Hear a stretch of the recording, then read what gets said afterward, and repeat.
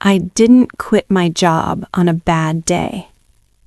I quit it on the day I realized I was afraid to go to the bathroom without my phone. Not because I was addicted, because if I stayed alone with my thoughts for more than 3 minutes, I felt like I was suffocating. That's when I knew something was very wrong. My name is Emily Carter. I'm 38 years old. For 10 years, I worked at a company people love to brag about on LinkedIn. You know the type. Fast-growing, ambitious, like a family. The kind of place where strangers say, "Wow, you're so lucky." And I used to believe that too. I got the job when I was 28. Fresh energy, sharp mind, something to prove. I remember my first day clearly. The office smelled like coffee and ambition. Glass walls, minimalist desks, motivational quotes printed in elegant fonts. My manager smiled and said, "We work hard here, but we grow faster." I nodded. That sounded like a promise. At first, it was good. Long days, yes, but also excitement, ideas, recognition. I stayed late because I wanted to, answered emails at night because I was passionate, canceled plans because this matters. People praised my dedication. "You're a rock star. We're lucky to have you. You're going places." And every time they said it, I felt taller. Then, slowly, without any announcement, the rules changed. Staying late stopped being impressive. It became expected. Being available turned into being invisible unless something went wrong. Praise disappeared. Only urgency remained. I started waking up with my jaw clenched, not stressed, just tight. I stopped choosing clothes I liked. I chose clothes that said professional enough to be taken seriously. I stopped eating lunch away from my desk because someone might need me. I stopped going to the gym because evenings were for catching up. Here's the strange part. No one ever told me to sacrifice my life. They didn't have to. The culture did it quietly.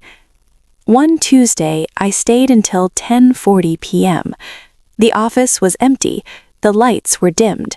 My reflection stared back at me from the glass wall. I didn't recognize her. She looked older, smaller, like someone who had been shrinking for a long time. I packed my bag and felt nothing. No pride, no accomplishment, just relief that the day was over. The first panic attack happened in the bathroom at work. I was washing my hands, just that. And suddenly my heart started racing. My ears rang. The room tilted. I locked myself in a stall and sat on the floor. I remember thinking, this is ridiculous. I have deadlines. I don't have time for this. That thought scared me more than the panic. I didn't tell anyone. Strong women don't break down. They manage. They cope. They push through. Right? I told myself I was just tired, that everyone felt like this, that success always comes with a price.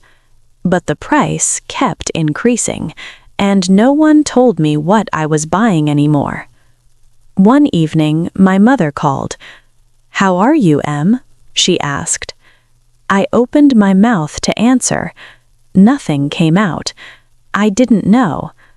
The turning point wasn't dramatic. It was small. During a meeting, my manager looked at me and said, "Emily, I need you to take this on. I know you can handle it." Not, "Do you have capacity?" Not, "Are you okay with this?" Just, "I know you'll manage." Everyone looked at me, waiting. I smiled and said, "Sure," and something inside me collapsed. That night, I sat in my car in the parking lot. Engine off, hands on the steering wheel. I didn't cry. I didn't scream. I just thought, if I keep going like this, I will disappear. Not burn out, disappear. I started imagining a version of myself 10 years later. Still reliable, still strong, still exhausted, still waiting for weekends to recover enough to survive weekdays. And I felt sick. The next morning, I booked an appointment with a therapist during my lunch break. I told her everything. She listened quietly. Then she asked one question.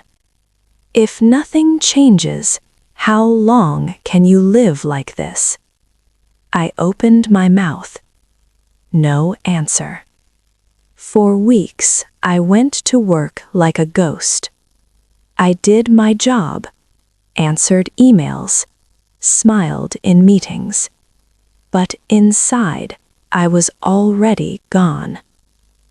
When I finally decided to quit, I expected fear. Instead, I felt calm. Terrifyingly calm. I asked for a meeting with my manager. He smiled politely. "What's up?" "I'm resigning," I said. He laughed, actually laughed. "You're serious?" "Yes." He leaned back. "Emily, you're just overwhelmed. Take a vacation." "It's not that. You'll regret this," he said. "People would kill for your position." I nodded. "I know." He never asked why. On my last day, no one made a scene. There was cake, a card, generic well wishes. "Stay in touch. You'll do great." I cleaned my desk. 10 years fit into one cardboard box. The first month after quitting was hard. No structure, no validation, no calendar telling me who I was. I felt useless, invisible, scared. I wondered if I'd made a mistake. Then something unexpected happened. I slapped, deeply, for the first time in years. I started noticing things again. Sunlight, music, my own thoughts. I remembered what boredom felt like, and how creative it could be. Now, 6 months later, I work less, earn less, live smaller, but I exist again. I laugh without checking my phone. I go to the bathroom without panic. I breathe. I didn't quit because the job was evil. I quit because I was slowly trading my life for approval, and the approval was never enough. Here's what I learned. Just because something looks good on paper doesn't mean it's good for your soul. And sometimes the most adult decision you can make is walking away from what everyone else calls success. If you're listening to this and thinking, "This feels familiar," please hear this. You are allowed to choose yourself, even quietly.